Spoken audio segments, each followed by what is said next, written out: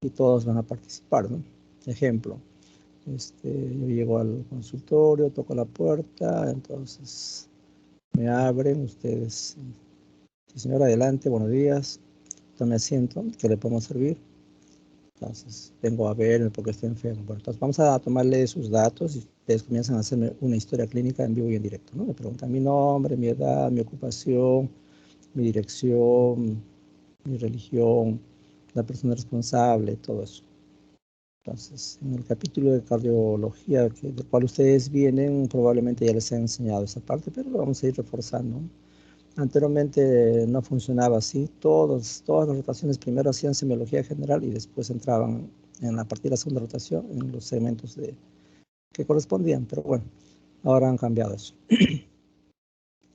Entonces, y bueno, me hacen la historia después de la enfermedad actual, en la cual tienen que poner pues, los síntomas principales, la forma de inicio, el curso y el relato cronológico, que es la parte más importante. Allí es donde uno siempre tiene un poco de dificultades, pero eso hay que ir limando en el tiempo. Y cuanto más historias hagamos, siempre va a haber más chance de corregir errores. Luego vienen las funciones biológicas, que no son lo mismo que las funciones vitales. Luego vienen los antecedentes, que hacerlo en forma ordenada, y luego ya viene el examen físico. El examen físico, yo les voy a dar los datos de lo que encontramos en el examen físico, y con todo eso ustedes van a plantear diagnósticos por problemas, por síndromes o por entidades nosográficas. Problemas, por ejemplo, fiebre, etiología determinada. Síndromes, por ejemplo, síndrome Solinger-Erickson. Diagnóstico, en algún caso, pancreatitis aguda, apendicitis aguda, ¿no? A veces es posible, mediante la historia, llegar al diagnóstico nosográfico. No siempre es así. Cuando no se tiene claro el diagnóstico, uno puede poner por síndromes o por problemas. Entonces, discutimos el diagnóstico, por qué sí, por qué no, cuáles son los síntomas que invitan a pensar en tal o cual síndrome o en tal o cual entidad nosográfica. En eso va a consistir la simulación invertida. Luego existe otra actividad donde ustedes van a hacer una videograbación. Igual se van a dividir en 3 grupos de 2. 2 hacen el guión, 2 hacen la filmación y 2 hacen la edición. Y me lo van a enviar. Entonces, el guión consiste en que ustedes, al igual que en una película, van a escribir lo que los actores van a decir. Entonces ponen acto 1, se divide en 3 actos. El acto 1 es lo que corresponde a la anamnesis. El acto 2 es el examen físico y el acto 3 son las conclusiones. Entonces, en el acto 1, pues le preguntarán, y bueno, los que se encargan de hacer el guión tienen que consignar todos los datos como si fuera una historia clínica, y los que hacen la filmación tienen que, o entre los dos que hacen la filmación, uno hace de paciente y el otro hace de médico, o un familiar de cualquiera de ustedes hace de paciente, simulado obviamente, pues supone que están sanos, y ustedes hacen de médicos. Traten de montar una coreografía lo más parecido a un consultorio. Traten de tomar la presión, ya ustedes vienen de cardiología, ya saben tomar las funciones vitales, por lo menos, ¿no? En el examen físico yo les voy a mostrar ahora y en la siguiente sesión cómo examinar a un paciente, cosa que tengan nociones básicas, y eso hay que tratar de llevarlos al video. Entonces, repito, todos hacen en el guión pondrán, pues, toca la puerta a alguien, adelante, buenos días doctor, tome asiento, ¿en qué le podemos servir o qué motivos la traen? Entonces le dirá pues que está enferma y bueno, entonces ustedes comienzan a hacer la historia, le dicen por favor me da su nombre, su edad, y entonces ponen, doctor, dice por ejemplo, buenos días, tome asiento, ¿no? El paciente, gracias doctor, toma asiento. El doctor le pregunta, ¿en qué le podemos servir? La paciente le contesta, vengo porque estoy enferma. A ver, cuénteme, ¿cuáles son sus nombres y apellidos? Entonces dirá tal persona. ¿Qué edad tiene? Responderá tanto. Entonces ponen paciente, doctor, paciente, doctor, paciente, doctor. Entonces eso lo hacen los guionistas. La parte de la filmación corre a cargo de otras 2 personas. Como repito, traten de hacer una coreografía más parecida a un consultorio. Ustedes se ponen su guardapolvo, su chaqueta y entrevistan al paciente, que generalmente es un familiar con quien ustedes están viviendo, ¿no? Ahora, no tienen esa facilidad. Entre los dos que les toca la filmación, uno hace paciente y el otro hace de médico. El segundo acto, repito, es el examen físico, mínimo tiene que tomar las funciones vitales, parte del examen general, piel, celular subcutáneo, adenopatías, etc. Y en la segunda parte es la parte que corresponde más al examen de abdomen que le vamos a mostrar. Finalmente termina de examinar, dice muy bien, pasa al consultorio nuevamente, entonces lo sientan y le dice, mire señora, de acuerdo a lo que hemos conversado y una vez que lo hemos examinado, lo más probable es que usted tenga tal diagnóstico, para lo cual vamos a indicarle tales medicamentos o le voy a pedir tales exámenes. Si le pedimos tales exámenes, le dirán, pues no, lo veo en 3 días, regresa en 4 días cuando ya tenga los exámenes. O de repente le dirán, usted tiene que quedarse hospitalizada, ¿no? Entonces, de eso se trata. El tema a montar va a ser sobre apendicitis aguda retrocecal. Ese va a ser el tema. Pues repito, apendicitis aguda retrocecal, van a montar una historia de un paciente que tiene ese cuadro. La idea es sacarle el máximo provecho a cómo llegar a ese diagnóstico, ¿no? Cuáles son las pistas, los tips que permiten llegar al diagnóstico. Muy bien. Entonces, eso probablemente en la segunda semana lo van a hacer con tiempo. Vayan dividiéndose el tema. Y eso sería todo. Entonces, repito, los ensayos 1, que son los seminarios, 2 es la inversión, 3 es la grabación del video, las prácticas que vamos a tener y, bueno, las clases teóricas que están consignadas en el siglo, probablemente ya les va a entrar el doctor Pérez. De momento somos 3 docentes, el doctor Pérez, la doctora Coahuila y mi persona, ¿no? Ha habido una segunda convocatoria para el concurso de docentes contratados y se espera que en estos días se sumen nuevos docentes. Entonces, no sé si tengan una pregunta, algo que no quede claro, para ponernos de acuerdo. ¿Todo bien? Doctor, buenos días. Una Sí, dígame. pregunta. Usted mencionó que en el video van a haber 2 guionistas, 2 personas que van a filmar y 2 que editan. En el caso de repente, si es que no podemos reunirnos por evitar el contacto, solamente una persona podría ser la que realice el guión y la filmación en su casa y ya de repente otro compañero o otros 2 compañeros se encargarían de la edición del video. Claro, sí, no hay inconveniente. La idea es que trabajen todos en coordinación, pues, ¿no? La otra chance es que se puedan hacer 2 videos. No, lamentablemente el tiempo es corto, pero si se puede, en buena hora.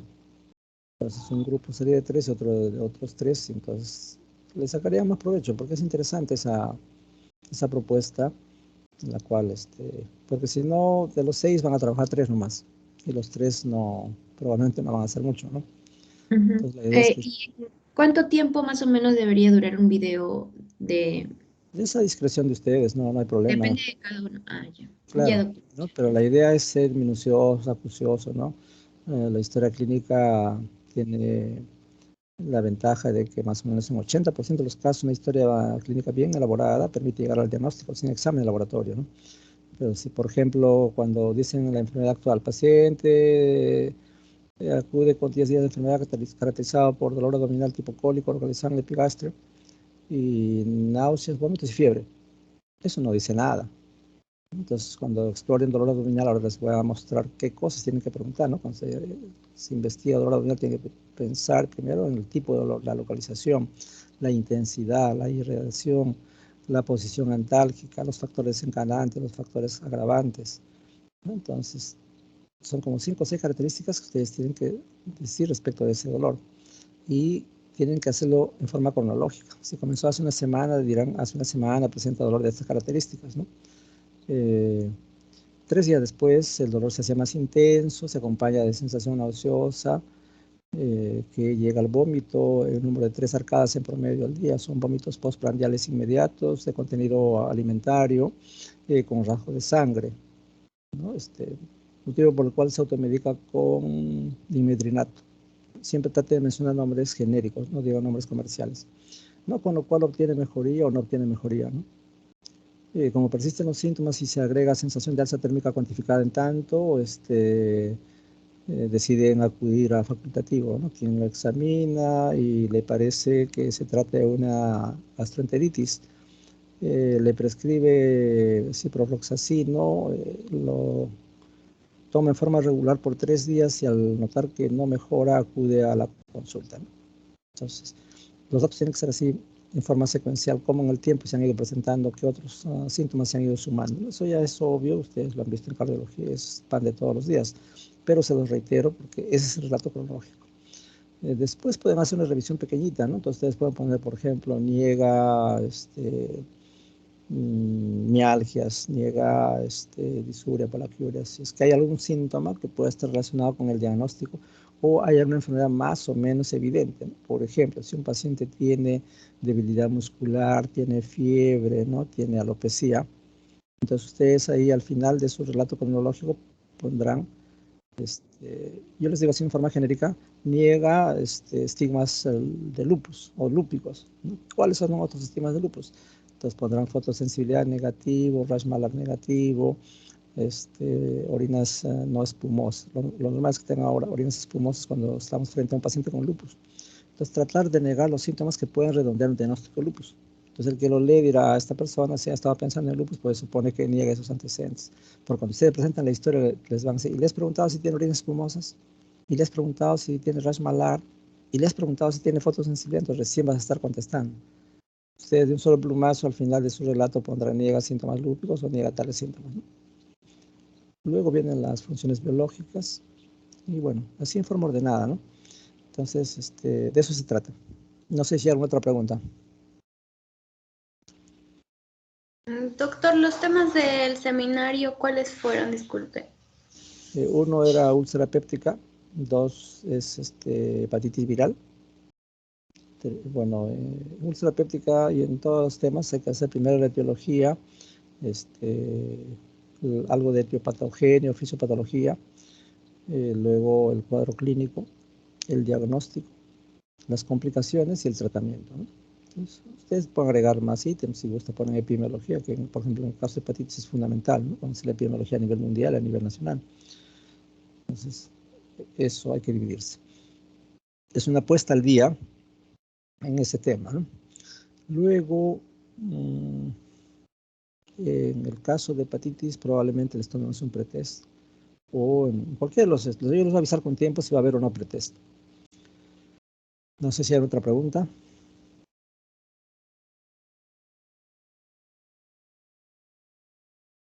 Bien, hay días en que vamos a tener práctica en la mañana y en la noche por razones estratégicas.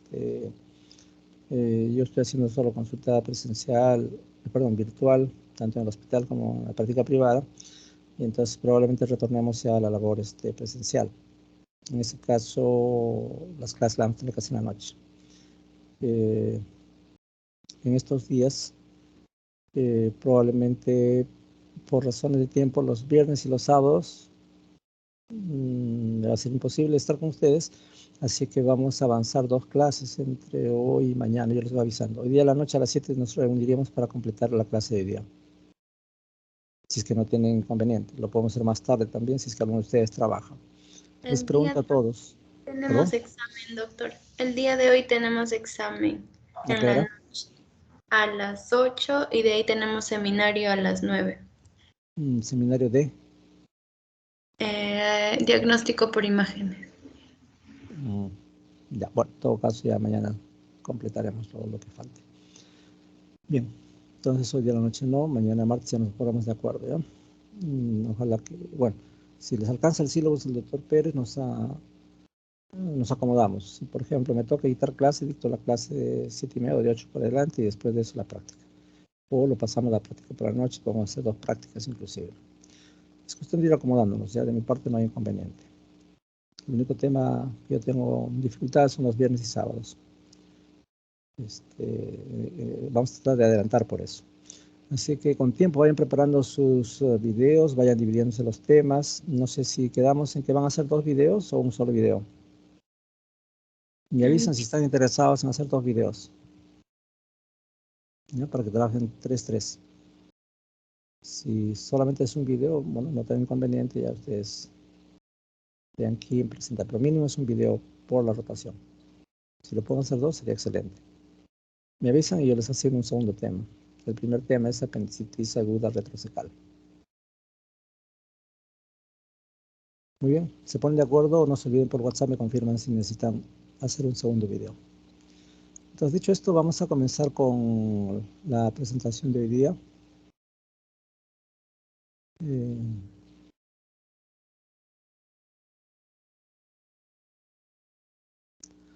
Pues, la idea es saber qué cosa le vamos a preguntar al paciente, porque muchas veces uno tiene idea del síntoma, pero no sabe cómo abordar el tema. ¿Se ve la transparencia? Sí, doctor, ya vemos sus diapositivas. Ya, ok. Entonces, dentro de los objetivos podemos señalar que la iniciativa es reconocer factores de riesgo para que una persona pueda presentar un cuadro gastrointestinal, un problema hepático, por ejemplo, ¿no? Describir los síntomas y signos que son más frecuentes en relación a enfermedades del tracto digestivo, tratar de buscar una explicación fisiopatológica de estos síntomas y signos. Siempre traten de utilizar terminología médica para describir esos síntomas y signos. Y acá hacemos un alto. Hay dos formas clásicas de la historia clínica, ¿no? Una es en la cual utilizamos las palabras dichas por el paciente, ¿no? Por ejemplo, el paciente les puede decir, mis ojos están amarillos y mi orina se ha puesto oscura, como te he cargado hace 3, 4 días atrás y desde ayer está saliendo como Coca-Cola. Entonces ustedes pondrán entre comillas lo que literalmente está diciendo el paciente. Pero la otra forma es que ustedes ya lo interpreten, pues, ¿no? Entonces, si sus ojos se han puesto amarillos, verificar eso en el examen físico, pero en el relato cronológico le preguntarán, o hay gente que puede decir, mis manos se han puesto amarillas. Entonces ustedes no saben si es ictericia o si es hipercarotenemia. Y sus ojos también se han puesto amarillos, le preguntarán. Ah, sí, mis ojos también se han puesto amarillos. Entonces ustedes en la historia pondrán, el paciente refiere haber iniciado su enfermedad hace 4 días presentando ictericia de piel y mucosas. Así se pone, ¿no? Adicionalmente, refiere haber presentado orinas cargadas que terminaron en coluria, ¿no? Entonces, coluria es la orina como Coca-Cola, oscura. Entonces, uno está interpretando lo que el paciente ha dicho. Una historia mucho más técnica es eso, ¿no? O sea, interpretar lo que dice el paciente. No está mal poner entrecomillado lo que dice literalmente el paciente, pero en mi modo de ver, mejor es utilizando términos técnicos, ¿no? A eso se refiere este concepto. Ya luego correlacionamos por los síntomas y signos para hacer los síndromes, como ustedes conocen en todos los casos, ¿no? En cuanto a interrogatorio, acá de repente hacer la salvedad de que en toda historia clínica es perfectible. Cada universidad tiene su propia historia clínica. Probablemente el doctor Pérez les ha alcanzado un modelo de historia digestiva, o la doctora Palomino un modelo de historia para todo el curso. Cuando vayan a los hospitales va a encontrar que cada universidad tiene su propia historia, ¿no? San Marcos tiene su propia historia, Cayetano igual. Cuanto más datos tenga una historia, tiene más chance de disponer de mayor información para llegar a un diagnóstico solvente. Por ejemplo, hay gente que le agrega 2 puntos a la parte alta, a la parte superior, ¿no? Que no está dentro de la anamnesis. Uno es tipo de información y 2 es calidad de información. El tipo de información puede ser directa, indirecta o mixta. Es directa si el mismo paciente les da datos. Será indirecta cuando una persona que vive con el paciente les proporciona los datos, porque el paciente está en coma, porque tiene alteración del sensorio, o porque es un neonato que todavía no puede hablar, etc. Y será mixta cuando ustedes complementan lo que dice el paciente. De repente el paciente está con algo de nubilación, un poco confuso, les va a dar ciertos datos, pero que no son muy confiables, entonces ustedes tienen que echar mano del familiar que vive con esa persona. Entonces, en ese caso, una anamnesis mixta. Y la calidad de información se relaciona directamente con el grado de instrucción de la persona. Entonces, por ejemplo, cuesta más tomar historia clínica a una persona iletrada que a una persona con nivel cultural superior, ¿no? El iletrado les dirá, mire doctora, yo ayer estaba a las 5 de la tarde tomando lunch, estaba sirviéndome un café con leche, cuando mi gato pasó por la mesa, yo lo perseguí, salí corriendo y cuando abrí la puerta, había un perro que lo persiguió por defenderlo a mi gato, me caí y me atropelló la motocicleta. Les cuento una historia policial, si quieren una historia novelada, ¿no? Eso no queremos, ¿no? Ustedes dirán, paciente refiere a haber sufrido traumatismo craneoencefálico hace 10 horas atrás, etcétera, etcétera, ¿no? Entonces, ustedes tienen que centrar al paciente muchas veces, porque el paciente se va por las ramas, como se dice. La otra cosa que se hace después que han terminado la enfermedad actual, estoy saltando un poco, antes que me olvide, es lo que se llama la revisión anamnésica por aparatos y sistemas, el famoso RASA, ¿no? Entonces, el paciente indudablemente no ha estudiado semiología, entonces ustedes tienen que preguntar, ¿no?, algunos datos complementarios por síntomas de otros aparatos y sistemas.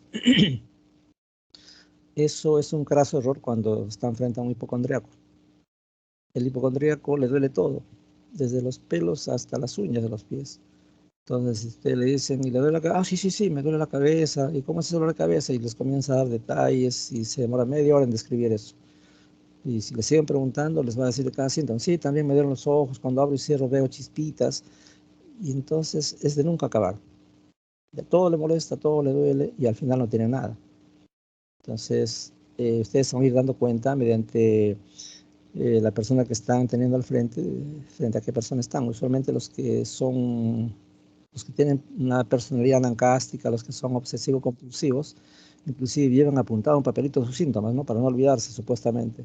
Y les van diciendo, además tengo esto, y sacan su papelito, y tengo lo otro. Entonces, ese tipo de pacientes les va a hacer perder tiempo. Entonces, ustedes tienen que centrar al paciente y decirle, a ver, yo le voy a preguntar y deseo que me responda lo que le estoy preguntando únicamente. En forma muy cortés, muy educada, ¿no? Tampoco no molestarse.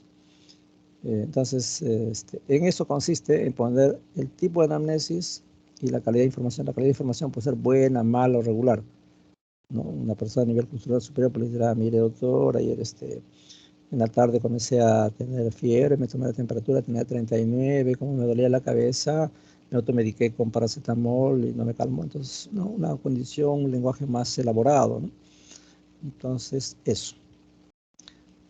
Acá a grandes rasgos estaba mencionando aquello del interrogatorio, datos de filiación, los antecedentes. En antecedentes, de repente, hacer la salvedad de que tenemos que manejarnos con algunas jergas médicas, que no es lo mismo que Replana, ¿no? Replana cae en la vulgaridad y la jerga médica es un lenguaje muy íntimo entre nosotros. Por ejemplo, no es recomendable que digan el paciente tiene un cáncer de páncreas o sospecho. Muchas veces el paciente tiene un diagnóstico presuntivo y entonces eso le crea aprensión, ¿no? Recuerdo perfectamente durante mi internado en la Almenara, había un médico pues que era muy rimbombante, quería darse aspavientos y bueno, en las grandes rondas se, se reúnen pues 15, 20 personas para pasar las visitas. Y allí, para lucirse, el diagnóstico diferencial dijo, para mí este es un cáncer de páncreas, y comenzó a hablar del cuadro clínico y el paciente estaba pues muy aprensivo, ¿no?, una persona muy sensible. Al mediodía todos nos fuimos a almorzar y a la 1 de la tarde cuando regresamos el paciente no estaba en su cama. Había cogido sus sábanas y se colgó del piso más alto de la Almenara ahí al frente y se mató, ¿no? Se suicidó. ¿Qué había pasado? Pensó que tenía cáncer y no tenía un cáncer. Entonces evitemos decir cáncer, neoplasia maligna. Hablemos de proceso neoformativo, NMCA.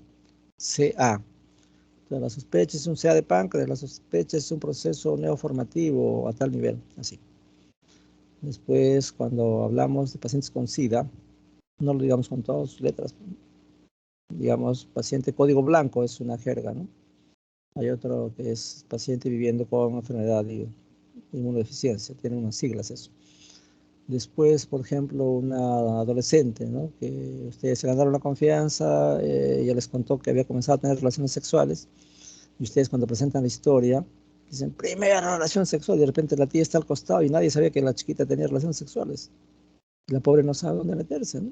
Y ustedes la vendieron. Entonces, primera RS, tanto, ¿no? O RSCN. ¿Qué significa RSCN? Relaciones sexuales contra natura. Si ustedes le dicen relaciones sexuales contra natura, positivo. y la pobre no sabe dónde meterse, y lo del costado, qué malograda, qué maleada, ¿no? Y entonces nada de eso, ahí no está prohibido nada. Y obviamente es decir, RSCN, RSDM, relaciones sexuales durante la menstruación. Es un dato que a veces preguntamos en gente que tiene enfermedad inflamatoria. ¿Por qué? Porque en esos días el cuello del útero está abierto, entonces todos los gérmenes son arrastrados por espermatozoides y logran inflamar las trompas y el ovario. Y luego hay líquido que cae en el fondo del saco de Douglas, entonces cuando uno hace el tacto vaginal, al movilizar el cuello del útero duele tremendamente, cuando se atrapa el ovario entre la mano que entra por la vagina y la otra mano que examina por el abdomen, da un dolor muy, muy intenso, ¿no? Entonces todo eso invita a pensar en que es una enfermedad pélvica inflamatoria. Entonces por eso preguntamos si hay relaciones sexuales durante la menstruación, pero ustedes en su historia cuando lo refieran, digan, ¿no? RSDM, relación sexual durante la menstruación. Y así por el estilo. En el tiempo vamos a ir aprendiendo algunas jergas que debemos respetar la intimidad de nuestros pacientes que muchas veces nos confían sus datos, sus dolencias. A manera de introducción al examen físico, acá cambia. Bueno, en cardiovascular les he enseñado primero es la inspección, luego viene la palpación, percusión y finalmente la auscultación, ¿no? En cardiología no se hace mucho percusión, existe lo que se llama la ortopercusión, pero literalmente de su aplicabilidad práctica es muy pobre. Y en general hacen los tres pasos, inspección, palpación y auscultación. Igual ocurre en tórax y pulmones, ¿no? Van a hacer primero inspección, palpación, percusión y finalmente auscultación. Acá cambia el orden. Primero la inspección, luego la auscultación. ¿Por qué? Porque si ustedes palpan o percuten, van a alterar los ruidos hidroaéreos. A veces hay gente que tiene lo que se llama el hilio adinámico, en la cual están disminuidos los ruidos hidroaéreos o están ausentes. Y en ese contexto, si palpamos previo, vamos a alterar esta situación. Entonces, por eso acá el orden se invierte, ¿no? Primero es inspección, luego auscultación. Finalmente terminamos palpando y percutiendo al paciente.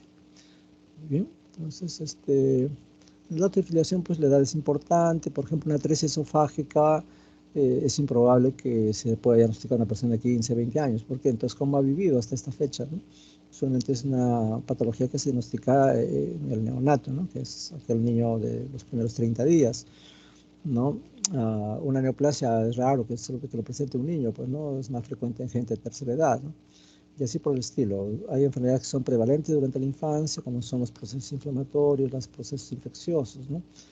Como dije, hay enfermedades vinculadas a la tercera edad, que es las neoplasias, ¿no? Aunque en medicina no hay nada absoluto, ¿no? Hay neoplasias en gente joven. ¿Y cuáles son las neoplasias de la gente joven? Bueno, las leucemias, los linfomas, ¿no? Pero eso ya es un trastorno hematológico que escapa un poco al contexto de abdomen. Por sexo también vamos a encontrar que los varones tienen mayor chance de hacer neoplasias, enfermedad ulceropéptica, enfermedad de Crohn, y las mujeres con más frecuencia hacen cálculos o neoplasias de la vía biliar, ¿no?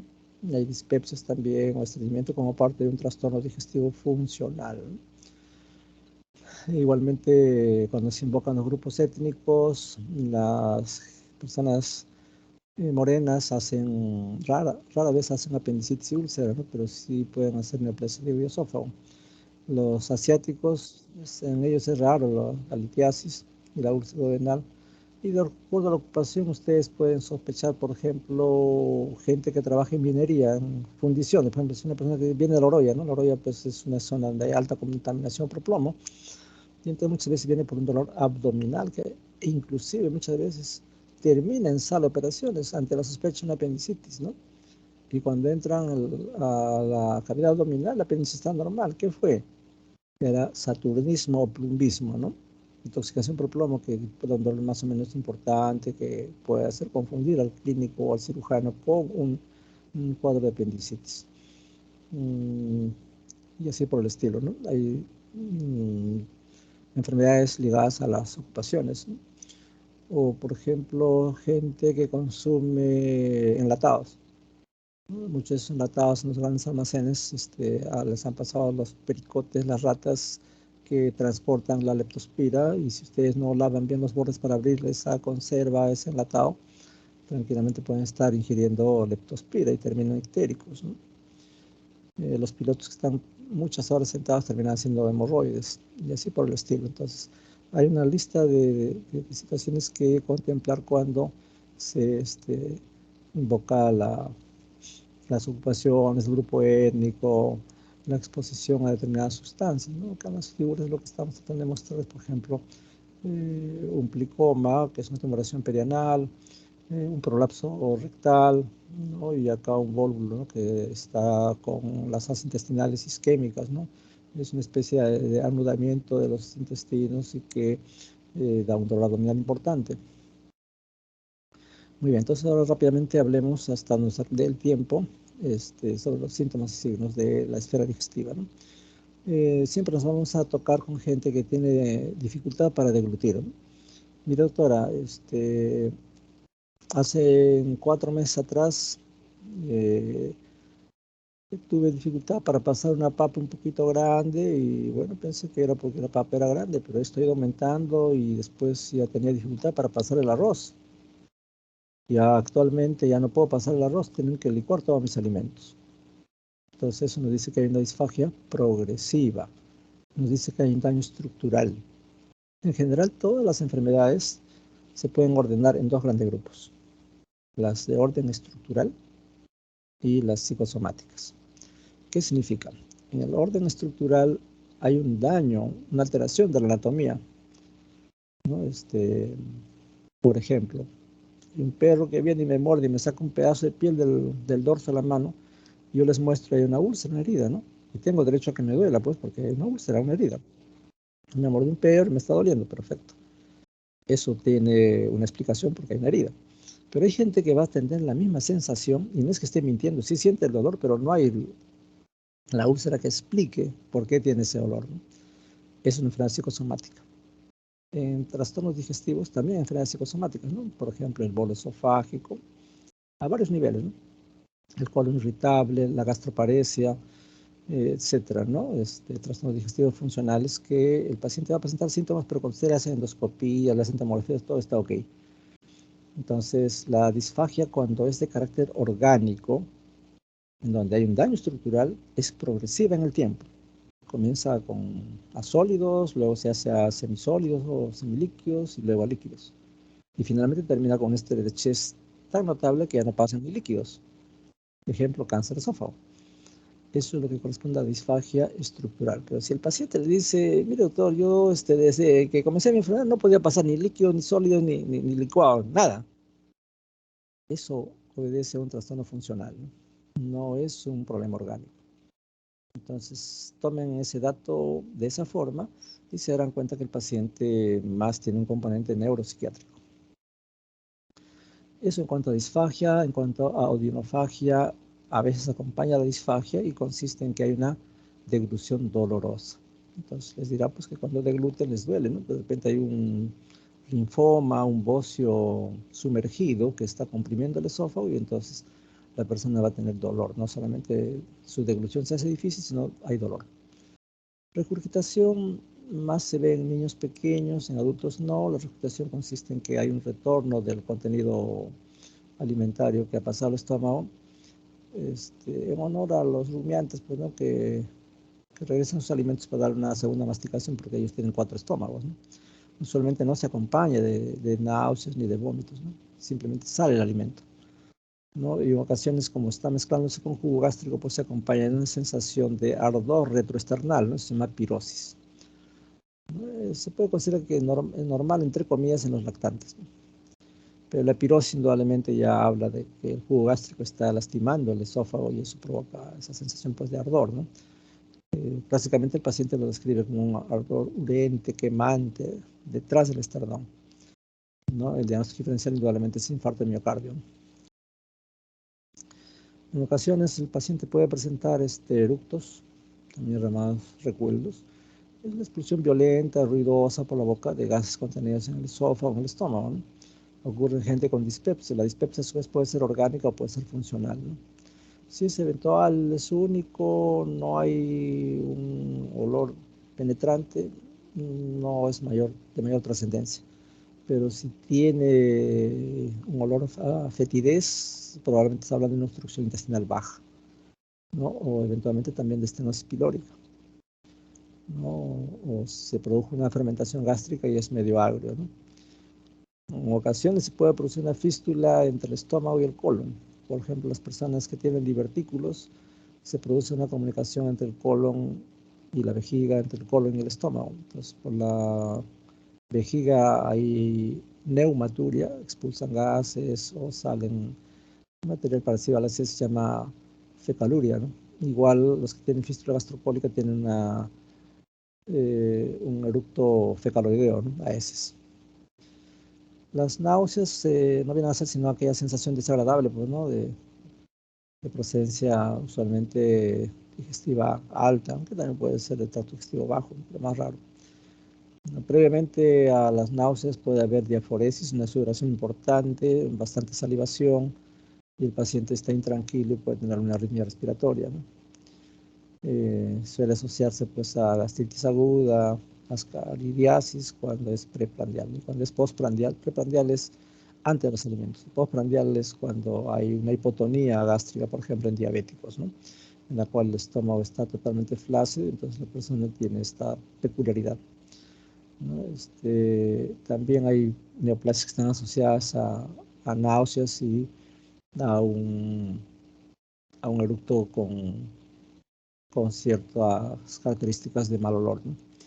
En la transparencia lo que están viendo es la presencia de múltiples parásitos, ¿no? Como es el ascaris. Cuando hay una hiperinfestación, pues puede inducir a la muerte del paciente, ¿no? Los vómitos. No es un acto reflejo que resulta en la expulsión por la boca del contenido gástrico. No siempre es solo gástrico, a veces puede ser duodenal, inclusive mucho más abajo. Acá hay que hacer una distinción. Cuando ustedes hablen de vómitos, tienen que decir cuántas veces ha vomitado, ¿no? Y el vómito se caracteriza por presentar arcadas. Entonces dirán, ha presentado 5 arcadas en 24 horas. Luego hay que ver el contenido, ¿no? El vómito, de acuerdo al contenido, puede ser mucoso, 1.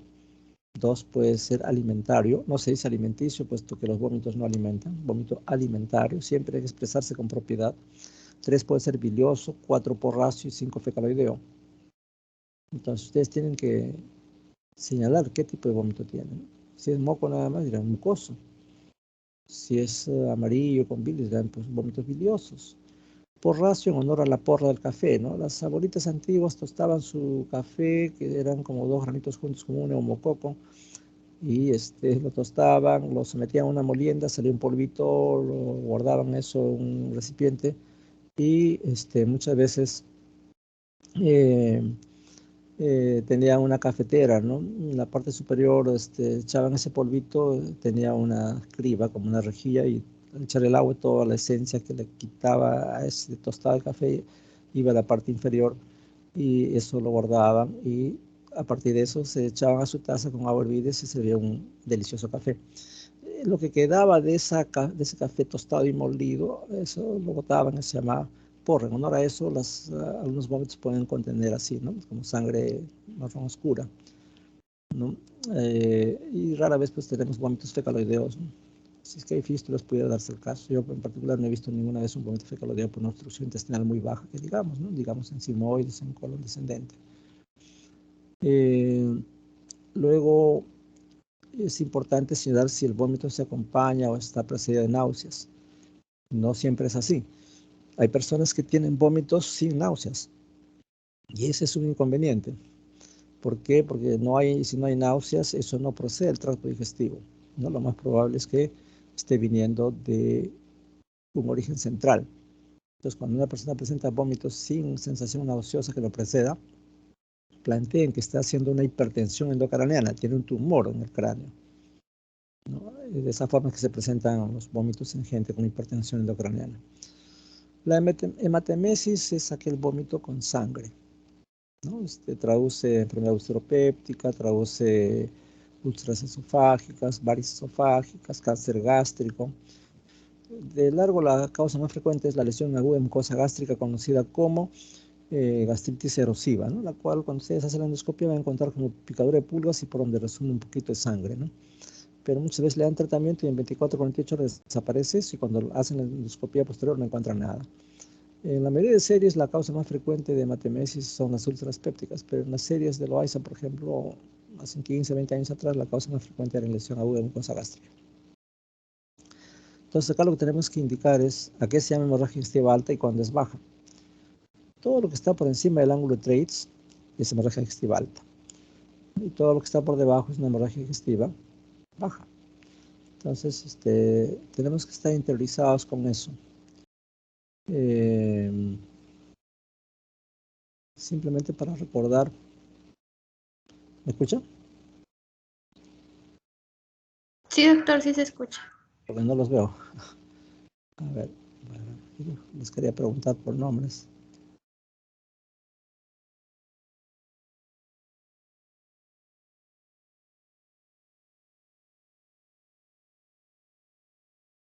Bueno, entonces el ángulo traits está pues a nivel de la segunda porción del duodeno, ¿no? Es un reparo anatómico que tienen que saber. De tal manera que todo sangrado por encima de ese nivel dirán es hemorragia digestiva alta. Entonces la hemorragia digestiva alta se caracteriza porque la persona tiene hematemesis y acá hay que hacer una clara distinción de la hemoptisis, porque el paciente les va a decir, estoy botando sangre por la boca y ustedes no saben si es hematemesis o hemoptisis. Esa es pregunta de examen, cómo se hace la diferencia en base a 4 características, ¿no? Una es que el contenido del vómito se acompaña del resto de alimentos, por ejemplo. Eso obviamente viene del estómago. Si se acompaña de burbujas de aire, eso viene del pulmón. Es uno, ¿no? Dos, si es sangre roja, viva, rutilante, eso es el pulmón. Si es una sangre media coagulada, oscura, producto del ácido clorhídrico del estómago, el jugo gástrico, eso es hematemesis, ¿no? Tres, se acompaña de náuseas y vómitos, obviamente es hematemesis. Se acompaña de tos, hemoptisis. Y cuatro, el pH. Cojo un papel tornasol, le pongo ahí pH ácido, estómago, pH alcalino, pulmón. Entonces, esas 4 características uno debe preguntarlas, o por lo menos 3 de ellas. Si tienen papel de tornasol, pues lo tratarán de ver si hay un pH ácido o alcalino, ¿no? Entonces, eso hace la diferencia entre hematemesis y melena, perdón, entre hematemesis y hemoptisis. La otra cosa que nos dice que el paciente tiene una hemorragia digestiva alta es la melena. Entonces, la melena tiene determinadas características, ¿no? La melena se caracteriza por 3 aspectos, pregunta de examen, ¿no? La melena es pastosa, es negra como brea y es fétida, ¿no? Entonces, literalmente es sangre digerida, ¿no? Pues una paciente puede tener una úlcera péptica que está sangrando, entonces cuando sangran importantemente ya las heces salen así pastosas, negras como brea o marrón oscuras por lo menos, ¿no? Y son totalmente fétidas. Esa es la característica de una melena. No confundir con personas que tienen esíbalos, que tienen coprolitos, ¿no? O algunas personas que son estreñidas tienen lo que se llaman heces caprinas, que son como bolitas negras, ¿no? Y eso indudablemente no es una melena. Antes de eso, cuando ustedes tengan la oportunidad de ver a un paciente que les dice que sus deposiciones están negras, están oscuras, pues le preguntarán qué cosas pueden haber llevado a que presente eso, ¿no? Entonces, ¿qué situaciones pueden producir eso? Pues indudablemente, primero le preguntarán si está tomando algún medicamento, ¿no? A veces están tomando multivitamínicos y la mayoría de ellos tienen hierro. Obviamente la deposición va a ser negra, marrón oscura. O de repente está tomando subsalicilato de bismuto. Del bismuto también puede ser que las deposiciones sean marrón oscuras, ¿no? Obviamente preguntarán también si ha consumido sangrecita en los últimos días, un bistec, un lomo saltado, espinaca. Todo eso hace beterragas que las deposiciones sean un poco oscuras. Entonces ustedes tienen que descartar, porque si de buenas a primeras le creen que son deposiciones negras, pues se van a equivocar. De repente ha estado comiendo beterragas nada más. Entonces tienen que preguntar esos datos para preguntar si realmente es fétida, huele muy mal. Entonces, y usted ha notado que lo logra cambiar en sus deposiciones. Sí, son muy penetrantes, muy fétidas, ¿no? Entonces, si les escribe las características, esto es una melena. Yo repito, hematemesis y melena traducen hemorragia digestiva alta. Otro concepto es la hematoquesia. La hematoquesia es la presencia de sangre rojo vinosa a través de las heces. Usualmente traduce hemorragia digestiva baja. Sin embargo, en unos casos puede indicar hemorragia digestiva alta. ¿Cuándo? Cuando el sangrado es importante y el tránsito intestinal está acelerado. Entonces eso genera que aparezcan deposiciones rojo vinosas, ¿no? Y eso se llama hematoquesia. Entonces la hematoquesia puede ser Principalmente es hemorragia digestiva baja, pero no desestimar la posibilidad que sea un sangrado alto cuando el tránsito está aumentado o cuando la magnitud del sangrado es importante, ¿no? Acá estamos mostrando una serie de causas vinculadas a hemorragias digestivas bajas, ¿no? Por ejemplo, acá tienen una fisura anal, acá una fístula perianal, acá los divertículos del colon, ¿no? Que en buena cuenta cuando se hace una endoscopia se ven así, ¿no? Son una especie de hoyos que se forman en el colon, en gente que es estreñida crónica, es una persona cosmopolita que consume muchas proteínas, muchas frituras, muchas parrilladas, terminan haciendo esto alrededor de 50, 60 años, ¿no? Se llama divertículos. Son hoyos que comprometen solo la mucosa, el colon, ¿no? No comprometen el resto de las paredes. Sin embargo, cuando esto se complica puede perforar toda la pared, ¿no? Y ocasionar fístulas, ocasionar abscesos. Cuando ya se infecta, se inflama, hay fiebre, hay dolor y eso se llama diverticulitis. Entonces, una cosa es cuando está limpio, se llama enfermedad diverticular, y otra es cuando ya hace fiebre, hace deposiciones con moco y sangre y se complicó, ¿no? Y eso se llama diverticulitis. Muy bien, entonces estamos justo en el tiempo ya por vencer. El doctor Pérez lo debe estar esperando. Mañana con calma vamos a, pues sí, pues mañana, y en la noche pensaba hacerlo, pero no se puede. En todo caso, mañana, en el transcurso de las horas, confirmaremos si comenzamos temprano, así como ahora, o más tarde. Entonces, eso sería todo de mi parte por hoy día. Mañana continuamos. No sé si tengan una pregunta o algún comentario.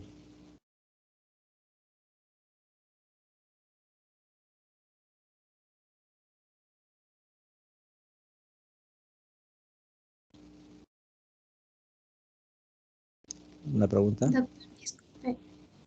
Usted mencionó en el vómito, mencionó que hay, no sé si apunté todos, pero mencionó el mucoso, el alimentario, el bilioso, el fecaloideo. ¿Habría otro más? El porracio, porque acabo de decir relación a la porra del café. Porracio. Porracio, otro le dicen borracio, con B o con P, indistintamente. Gracias. ¿Alguna otra pregunta o algo que los haya confundido de repente?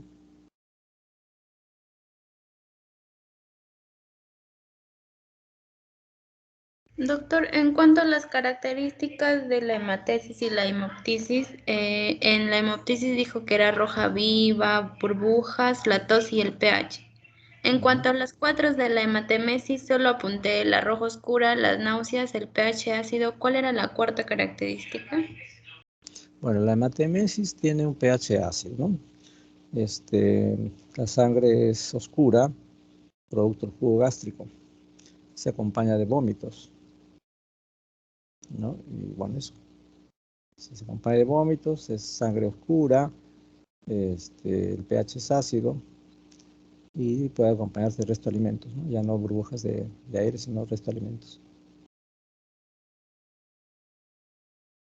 Gracias, doctor. ¿Alguna otra pregunta?